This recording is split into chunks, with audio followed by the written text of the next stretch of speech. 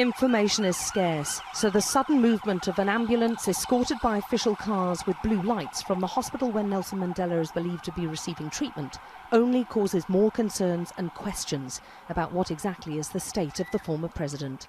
The spokesman for the current president was frank when he spoke to us earlier.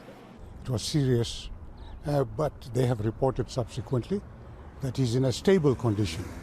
So I think it's a very balanced picture. That he is 95, this is a recurring illness. He's been treated for it successfully before. There's no guarantee forever. And right now what they are saying is that he is stable.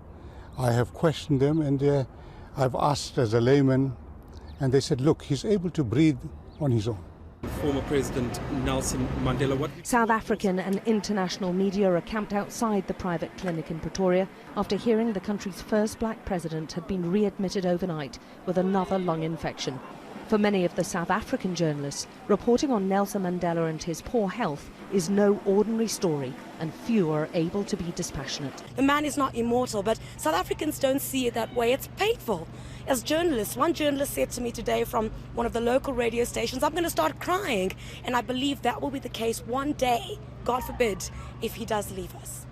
Well, he's seen as the father of the nation. He brought democracy to the country and he was a massive motivation for everyone to unify. So for him to be sick, even though it's happened quite a few times, whenever it gets quite serious, people become quite anxious because the thought of him dying would be a bit of a change in genre.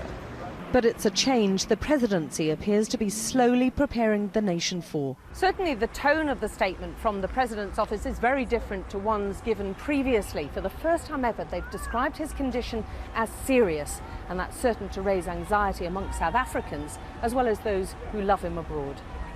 Yeah, it's very worried because it's the first president for us for freedoms.